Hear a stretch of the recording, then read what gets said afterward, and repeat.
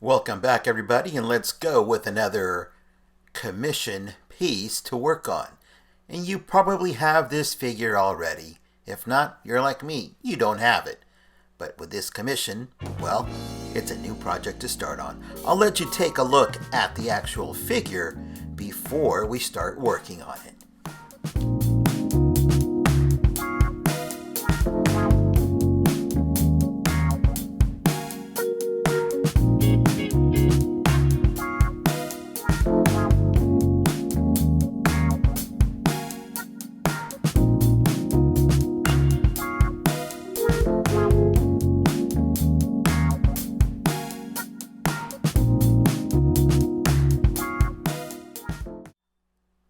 Keep in mind that these are only ideas that you can implement into your project, or just not use them at all. But yes, the answer to this is to break up the figure, take it apart, and paint it. You'll have a better result and better factory finish. Now, let's get right into the project. Now, I know a lot of you will be asking, well, what paint did you use to paint the armor on this Batman? And I did use a set of metallic paints that I bought from Amazon, from Vallejo brand, and it is this set of paint. It's roughly $17. It's a small kit of paint. You can either airbrush it or you can actually brush it on. And it has all of the colors that you need in the metallic finishes. I ended up only using two of these, gunmetal gray and the silver, and that's what made those armor pieces really pop. The grays on the suit itself, I custom mixed those paints. It's black with a blue and of course lots of white, and it gave me that bluish gray tone. And now the cape here, which is why you are here to look at this video, this is a progression of different capes to get to the final one. This is only one of those cuts that I made. And this video is really to show you not to give up on the different patterns that you may come across. And no, I don't have a specific pattern. Every cape, every Batman figure is different. They install different, and they are actually different patterns to cut. I'm going to leave you with this first mistake, so that you can see what happened to my figure. I ended up putting the rib on the outside for the wire and a pleat on the inside, and it just made the cape too small. Take a look at how bad it looks.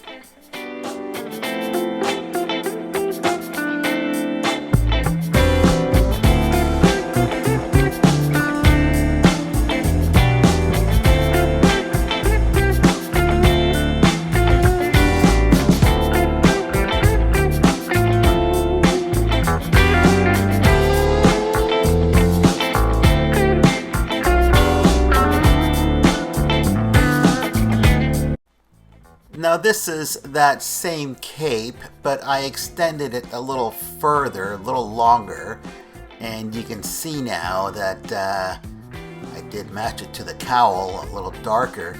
It just still doesn't work. I really wasn't happy with this dark color. I love the material, I just don't like the way it looks.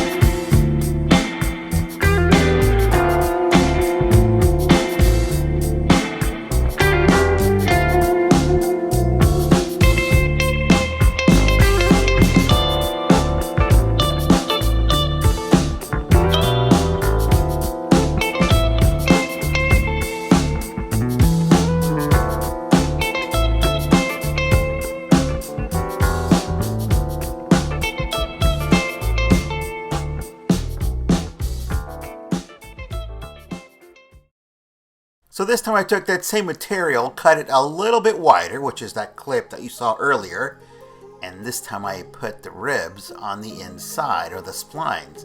It looks that much better. I still don't like the color. It looks great for what it is, but not on this figure. Let's keep going.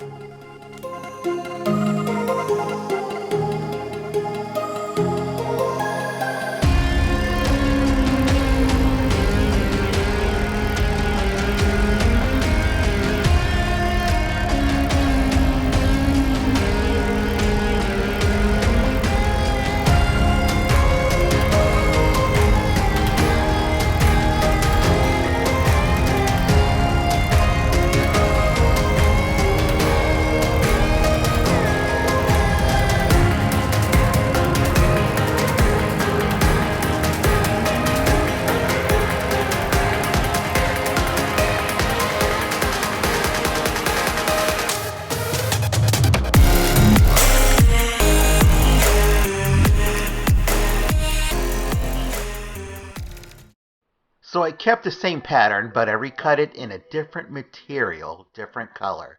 This one does fray a little bit more, so I had to have an edge with the sealant or the Liquitex matte finish sealant to be able to keep it from fraying. I did make a mistake of taking that spline all the way out to the edge as on the other capes, and I corrected that on the last one. Let me show you what this one looks like first.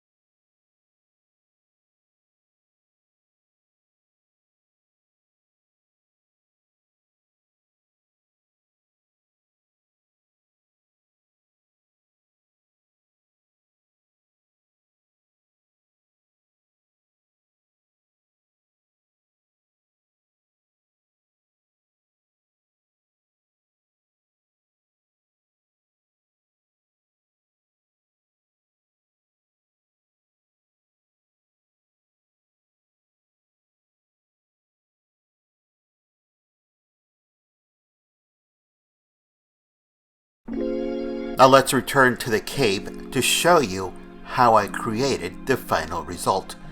Using that same material for a fourth time, I then recut that angle at the top of the cape. I made it a 9 by 10 inch cape, and you can see that angle at the top, 2.5 inches in a diagonal cut to the top right. I have it folded in half, and at this point you can decide what material you want to use. In this case it's a nylon rayon material. It doesn't fray easy, so it's really nice to work with, and it's very soft and very light. This is the fabric tape that we're going to iron in to create our seam. It's a bit wide, so we're going to cut it down to size and probably into, well, not thirds, but maybe into 4 strands to extend the actual use of this tape, because it does have a iron-on side, and when you peel it you can iron on the other side, the opposite side. So roughly about 1/8 of an inch is what we're going to cut. Now it's taken a little long by doing this, so I'm just going to speed up the camera and show you the rest of it and fully iron, and then we'll be back to show you the rest of the cut.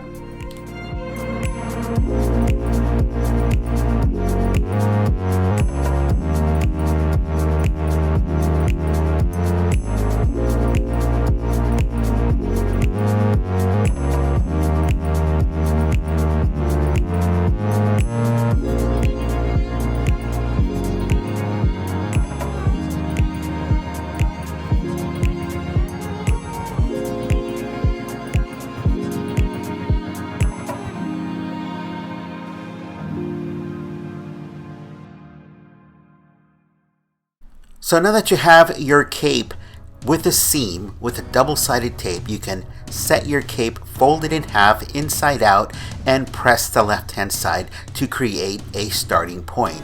And using your original cape from the figure, you can use it as a pattern to trace out the scallops. And you'll be using a felt tip marker, in this case a Sharpie, a silver one, and you'll use a dotted pattern. It works best instead of sliding the pen and dragging the material. Let me show you how easy it works out.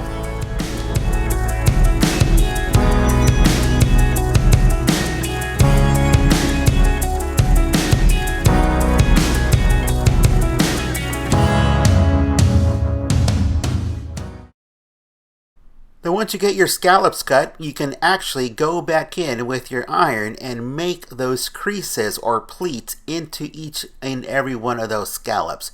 The better the crease, the better it is to follow when sewing. Let's get to sewing the edge and then the splines.